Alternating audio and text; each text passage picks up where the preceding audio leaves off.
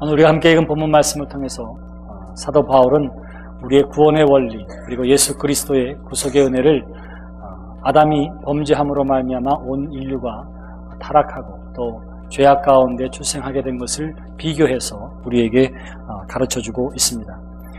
사실 우리 모두는 다 어디에 있어야 할 사람들이냐면 에덴 동산에 살아야 할 사람들이에요. 하나님이 지으신 아름다운 동산 위에서 사망도 없고 고난도 없는 그곳에서 살아야 할 하나님의 자녀들이었습니다.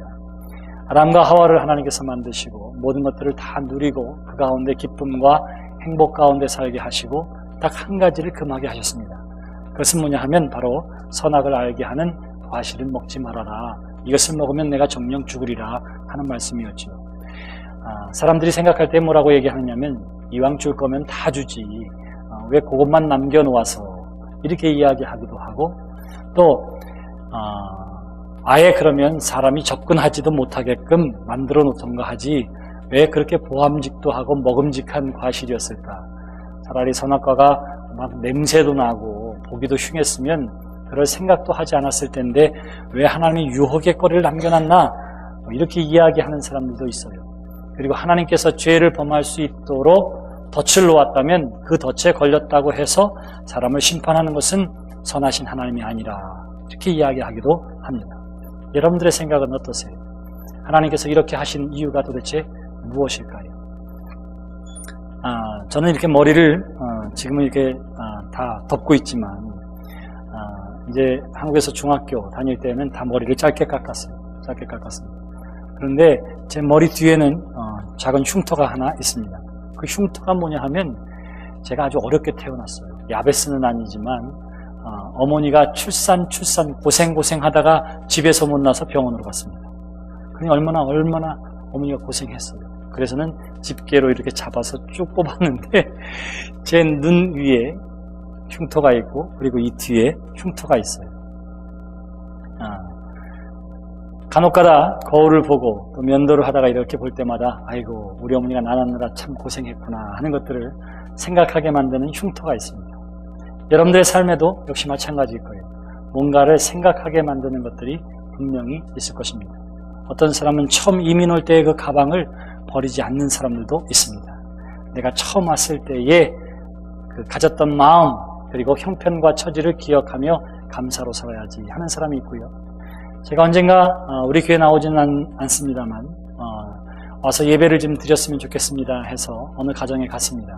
그랬더니 그 아들이 큰 사업을 하는데 처음 사업할 때에 가졌던 조그만 차를 지금은 굴러다니지도 않는데 파킹해놨어요. 저런 차를 왜 놓았나 했더니 하나님께서 나로 하여금 어떻게 이곳까지 인도해 주셨는지를 내가 잊지 않으려고 합니다. 이렇게 고백을 하더라고요. 자, 우리로 하여금 생각나게 만드는 것들이 있습니다. 여기 아담과 하와는 모든 것들을 다 누렸습니다. 그런데 하나님을 생각하게 하는 것들이 있었습니다. 그것은 뭐냐 하면 바로 선악을 알게 하는 나무였습니다. 내가 이 에덴 동산에서 무엇이든지 다 할 수 있지만 그러나 나는 늘 피조물이라고 하는 사실을, 나를 지으시고 만드시고 이것을 누리게 해주신 분은 창조주 하나님이라고 하는 사실을 기억하게 하는 것이 있었습니다. 그것이 뭐냐 하면 바로 선악과였어요. 이것을 따먹고 안 먹고냐는 누구의 책임이냐 하면 하나님의 책임이 아니라 바로 아담과 하와의 책임이었던 것입니다. 이와 같이 이 땅에서 하나님은 우리의 삶 가운데에도 지금도 수없이 많은 선악과를 통해서 하나님은 우리에게 주신 자유의지를 통해서 하나님의 길을 선택할 것인지 성령의 길을 선택할 것인지 종역의 길을 선택할 것인지를 우리에게 계속해서 선택할 수 있도록 하나님께서 우리에게 자유를 주신 것입니다. 여러분들이 어떤 것을 선택하느냐에 따라서 여러분들의 인생은 분명히 달라지게 될 것입니다. 아담과 하와는 옳은 길을 선택했어야 하는데 하나님이 주신 놀라운 축복 가운데 하나님 그 자유의지를 가지고 그릇된 것을 선택하게 된 것입니다. 하나님을 알라고 기억하라고, 너의 형편과 처지는 영원히 피조물일 수밖에 없다고 하는 사실을 기억해야만 했지만 하나님과 같아지려고 하는 그 유혹과 시험에 넘어가서 결국은 선악과를 따먹게 되는 것이지요. 사랑하는 성도 여러분, 하나님의 법은 1.1의 변함이 없다고 하는 사실을 꼭 기억하시기를 바랍니다. 내가 너무너무 사랑해요. 그래서 죄를 지었지만 그냥 눈 감아주고 싶어서 눈 감는 것은 보통의 부모들이 할 수 있는 일입니다. 그런데 하나님은 어떻게 하느냐 하면 하나님이 말씀하신 것은 절대로 변하지 않더라 하는 것입니다. 다시 말하면 죄의 삭시 사망이라 그러면 그것은 뭐예요? 사망이에요. 사망. 거기에 예외의 규정이 있을 수 없습니다. 그런데 이것을 반대로 생각하면 내가 너와 함께 하겠다 하나님께서 약속해 주시면 결국은 그 약속을 받은 사람들의 불성실과 불신실함에도 불구하고 하나님의 그 언약의 약속은 유효하다고 하는 사실을 또한 우리가 기억해야만 할 것입니다. 죄에 대해서 심판하시는 하나님은 내가 너를 애굽 종되었던 땅에서 끌어내어 젖과 꿀이 흐르는 가나안 땅으로 인도해 내겠다.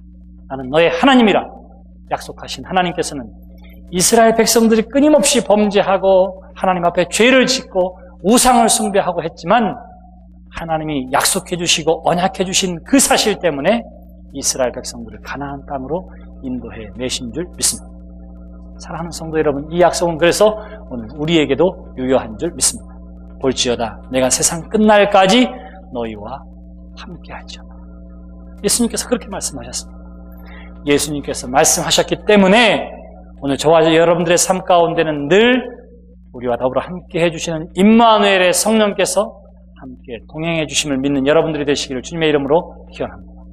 오늘의 성경의 말씀은 처음 어떻게 죄를 짓게 되었는지, 그리고 그 죄로 말미암아 인류가 어떻게 범죄함에 이르게 되었는지에 대한 이야기를 아담을 통해서 우리에게 이야기해주고 있는 거예요. 아담 한 사람의 범죄함으로 말미암아 그 이후에 모든 태어나는 사람들이 죄를 가지고 태어나게 된 것입니다. 저는 주일학교 때 성경 공부를 하면서 늘 속상했어요.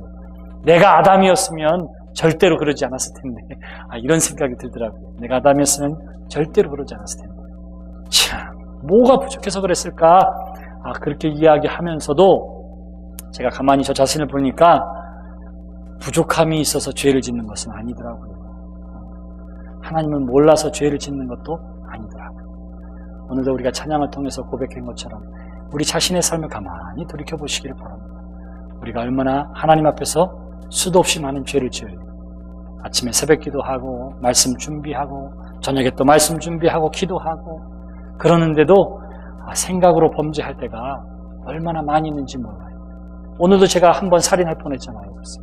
왜냐하면 운전하고 가는데 찬양 주님 마음 내게 주소서 우리 CD 녹음한 거 듣고 가는데 자동차 2대가 경주를 하는 거예요. 레이싱을 하는 거예요. 저를 사이에 두고 막 치열해서 제 순간적인 마음을 확 들이받고 싶더라고요. 확 받아버리고 싶다. 받았으면 살인하는 거 아니겠어요? 마음속으로는 이미 받았어요. 마음속으로. 그래서 내가 주님 마음 내게 주소서 CD에서는 음악이 그렇게 흘러나오고 저는 앞에 가는 차를 향해서 저런 놈들은 그냥 콱 순간적으로 그냥 0.5초도 안 되는 순간에 흘러가고 말이죠. 그게 죄를 가지고 있는 저와 여러분들의 피조물의 연약함이요 죄의 본성이라 하는 사실을 먼저 기억하시기를 바랍니다.